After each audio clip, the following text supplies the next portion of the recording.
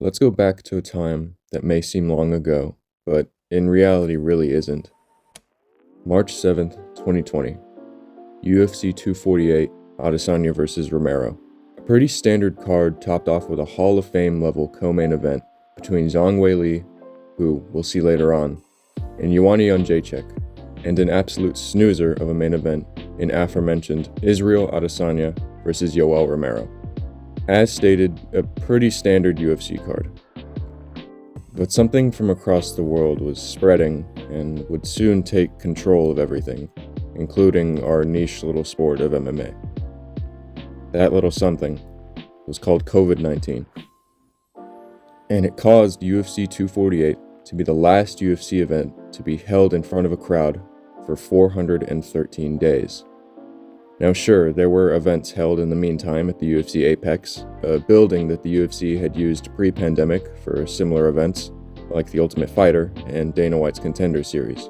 But within those 413 long days of the UFC's existence, there was no crowd to witness the violence that we love about this sport live in person. There was something special about having fights with no crowd in the beginning, a sort of novelty with hearing the almost sickening sounds of punches and kicks landing on each other.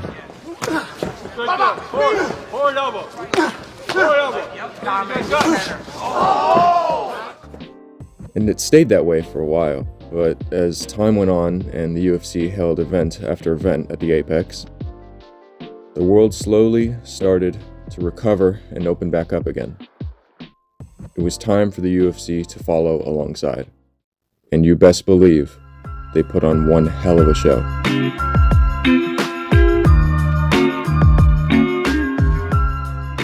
UFC 261 was held at ViStar Veterans Memorial Arena in Jacksonville, Florida, with a full, sold-out event of 15,269 fans, all ready to have their hunger for war fulfilled. With a stacked card of 13 fights and I count them 3 title fights on the main card, 261, before it even happened, was already being held as a potential card of the year. The main event was between Kamaru Usman and Jorge Masvidal in their rematch, the co-main between Zhang Weili and Rose Namajunas, and the title fight to start them off was Valentina Shevchenko and Jessica Andrade. But we'll get to those shortly. We still have a whole 10 fights to cover. The card started off with a women's fight at strawweight, where Ariane Carnelossi defeated Na Liang by second round TKO. Pretty solid start to the card. Next up was what would go on to be the fight of the night between Jeff Molina and Arichi Lang at flyweight. From bell to bell, these two little guys that probably weigh less than me threw down in the middle of the octagon for 15 minutes, with Jeff Molina getting the nod from the judges. Moving on to the lightweight division in a fight between Kazula Vargas and Rong Zhu. A pretty good scrap that ended with Vargas getting the W. And on the last fight of the early prelims, it was at bantamweight with what the fuck does that say? With Dana Batgirl TKOing Kevin Natividad 50 seconds into the first round. 4 fights up, 4 fights down, and the hype has been growing more and more. Here we are at the prelims, middle of the card with some names you might recognize, such as Brendan Allen, who subbed Carl Roberson by first round ankle lock. Pretty cool sub that you don't see a lot, especially at the heavier weight classes. Before them was Pat Sabatini and Tristan Connolly in a featherweight bout that went to decision with Sabatini as the victor. After them was the previously said Allen vs. Roberson, so we move on to welterweights Dwight Grant and Stefan Sukalek. A good technical fight that went to a close split decision with Grant taking home the win. And to close out the prelims, it was Randy Rude Boy Brown, a low-key favorite fighter of mine, versus Cowboy Alex Oliveira. A fun fight that ended in the first with Brown getting a rear naked choke. With the main card mere moments away, you could cut through the energy in the arena with a knife, as the great Tyler, the Creator, said in his new album, Chromacopia.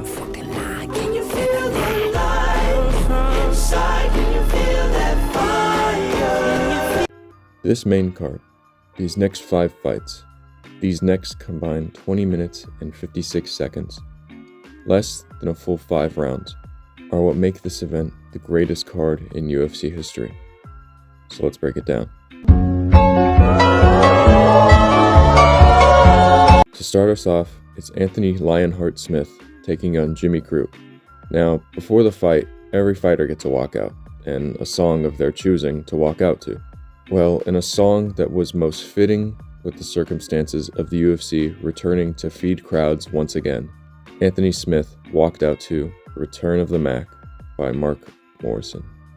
But let's get into the cage now, and the fight is on. Both fighters are being very patient and picking their shots, pretty even as the round goes on.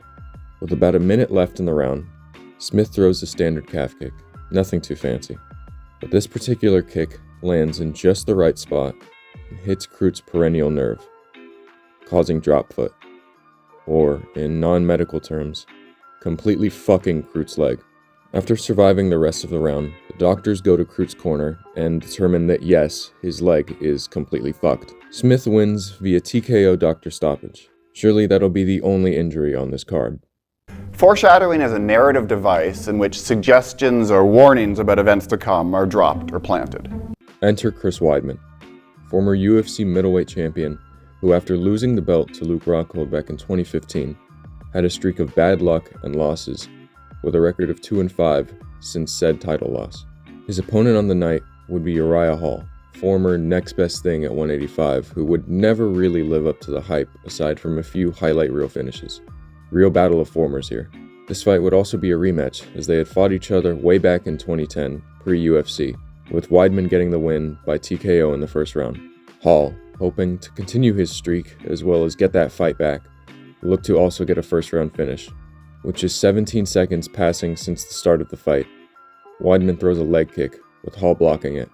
Now, if the non-medical term of Crut's leg is completely fucked, then I have no idea how to describe what happened to Weidman to you. Upon Hall checking the kick, Weidman's leg broke in two, basically wrapping around Hall's leg in a direction that I don't think legs are supposed to go. After basically turning his shin into two shins, Weidman stepped back onto his own broken fucking leg in an image that I will show you now.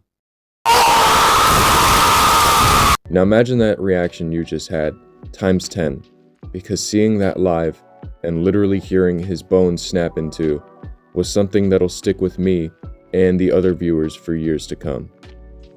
But enough about legs being completely fucked. It's time for the first out of 3 title fights. Valentina Shevchenko is undeniably two things. Number 1 is my wife, and number 2 is she is the greatest women's flyweight of all time, with a record 7 title defenses and one of the most well-rounded skill sets regardless of weight or gender. She would face Jessica Andrade, a former champion in a lower weight class, as well as being one of only 3 fighters in UFC history to have a KO or TKO in 3 different weight classes. Whatever weight she's at, she's a bulldozer who's always down to throw up bombs. Now, even with her reputation as a dangerous striker, before the fight, Andrade was saying that she would expose Shevchenko's ground game, and that's where she would win the title. Shevchenko saw this, probably said "say less" in Russian, Говори меньше. and proceeded to take Andrade down 7 times with a 100% takedown accuracy. This would lead to her getting a ground and pound TKO in the second round, and her 5th title defense. Shout out to my wife. Here we are at the co-main event, a strawweight title fight between Chinese powerhouse Zhang Weili and fan favorite Thug Rose Namajunas. Zhang, before this fight, was on an insane 21 fight win streak, 5 of those being in the UFC, as well as taking the belt from previously mentioned Jessica Andrade back in 2019. Rose Namajunas was a former champion going into this fight, having won the belt from arguable strawweight GOAT Joanna Jędrzejczyk in an incredible upset back in 2017. And although most of us were hoping for an exciting war between the two, Thug Rose had other plans. 1 minute and 17 seconds into the fight, and Rose throws a head kick that put Zhang out cold. And just like that, Rose is back on top, and Zhang's 21 fight win streak is gone. And new. 4 fights finished on the main card, and we're not even at 15 minutes of fight time. It's time for the last fight. Kamaru Usman was on what one would call a generational run at 170, cementing himself as the second best welterweight behind Georges St. Pierre, with Usman winning the belt in 2019. This would be his 4th time defending the title to someone he'd already fought and beat on 6 days' notice, Jorge Masvidal, a journeyman who found his way to another title shot after having probably the greatest year a fighter has ever had in 2019. With 3 straight finishes, one being the fastest KO in UFC history at 5 seconds over Ben Askren. Masvidal was called in on 6 days' notice to fight Usman at UFC 251 after expected title challenger Gilbert Burns pulled out due to catching COVID. Sadly, their first fight was very boring and did not at all match the hype, so even with the growing star power of both fighters going into their rematch, there were still questions on if this would go the same way. As Bruce Buffer is announcing both men, there is a tension that can't be replicated. The first main event in front of a crowd in over a year is finally here, and it's going to happen right now.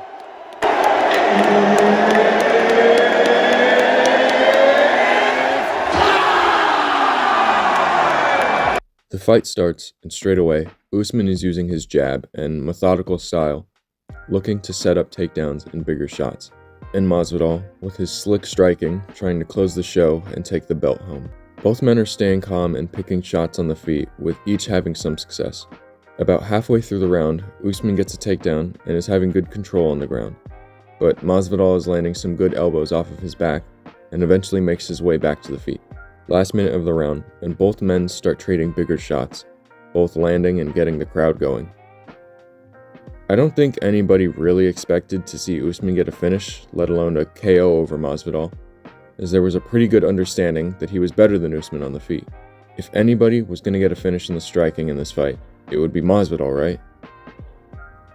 MMA is the most unpredictable sport in the world, and as my dad says, it only takes one. 1 minute into round 2, Usman lands a right hand that had what seemed to be the power of God in it and put Masvidal to sleep. One of the most picture-perfect right hands ever thrown, and probably one of the top 10 best KO photos ever taken came from this fight. Kamaru Usman had just KO'd Masvidal, and all 15,269 fans in the arena and the countless watching at home were all witness to it. And just like that, UFC 261 was over, and you may be thinking, what puts this event over such cards as UFC 300 and UFC 217 and many other bangers? And no, it's not the fights, or the finishes, or even the big names in the card. It's because of the crowd in attendance and the story behind them. For more than a year, the UFC put on shows with no audience, and if you ask me, they're half of the show. Imagine the gladiators battling to death in the Colosseum, but with no crowd. Or the Super Bowl, or the World Cup, or your favorite band playing in concert with nobody to play for. The thousands of screaming fans make everything perfect. After a long year of dealing with the pandemic and being locked inside our homes, after everything we went through, the UFC came out and brought to the fans what I think everyone wanted after that long of a time being stowed away. Violence.